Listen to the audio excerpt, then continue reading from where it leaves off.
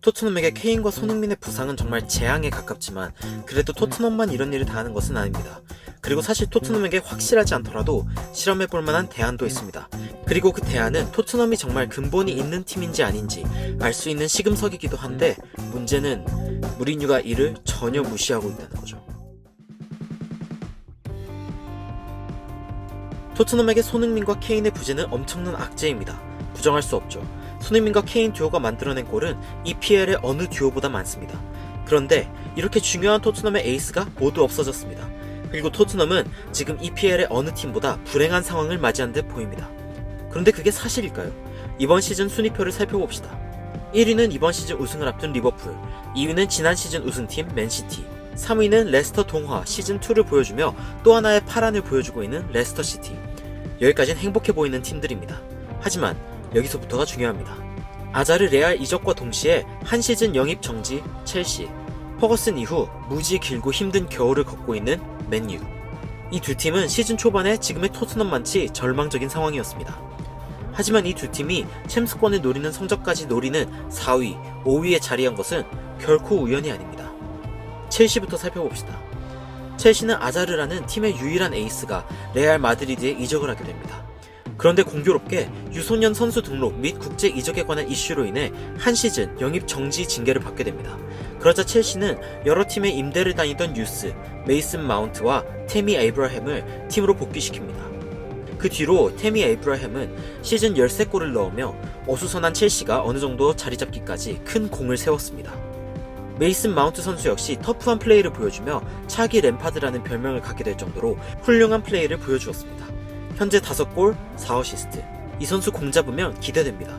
강하고 날렵해요. 첼시가 영입이었던 이번 시즌 살아남을 수 있었던 유일한 이유? 유스에서 돌아온 타미와 메이슨, 그들의 활약이 크게 한몫한 건 분명합니다. 맨유는 어떤가요? 최근 7경기 5승 2무를 거두며 완전히 거듭난 분위기를 보여주고 있습니다. 이를 신입생 브루노 페르난데스의 영입 효과라는 분석 역시 존재하지만 사실 맨유야말로 위기의 상황이 유스 발굴의 시기이기도 했습니다. 이제는 어느 정도 자리를 잡아가는 맨유의 마커스 레시포드. 15-16 시즌에 등장한 그는 앙토니 마샬의 부상으로 갑작스레 출전해 동점골, 역전골을 기록하며 유로파 리그의 임팩트 강한 데뷔를 하였습니다. 그 이래로 꾸준히 성장해 이제는 주축 스트라이커. 그런데 이번 시즌 맨유 스쿼드를 보면 맨유 유스 출신이 꽤 많습니다. 레시포드 외에도 링가드, 맥토미니, 안드레아스 페레이라, 그린우드.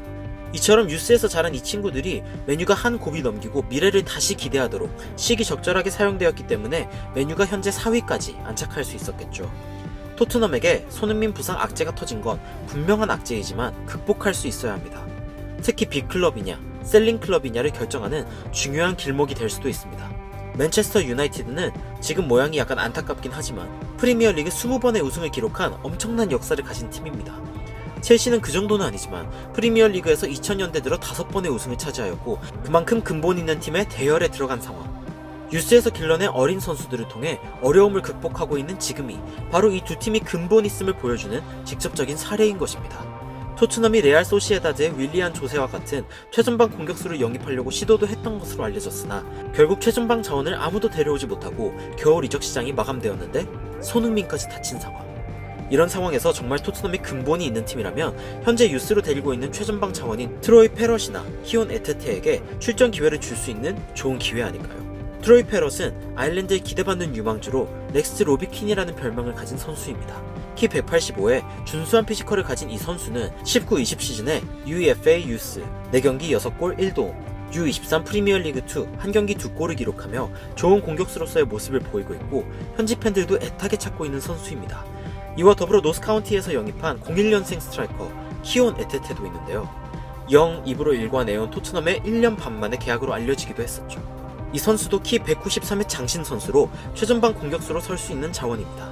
타겟맨의 부재로 공격이 단조로워진 토트넘에게 이들이 미칠 수 있는 영향이 크지 않을까요? 유스에 있기는 하지만 데려와서 무리뉴 감독의 전략적 구상을 최대한 살리는 이런 방안. 하지만 무리뉴는 자신의 스쿼드에 스트라이커가 없다며 불평하고 있습니다.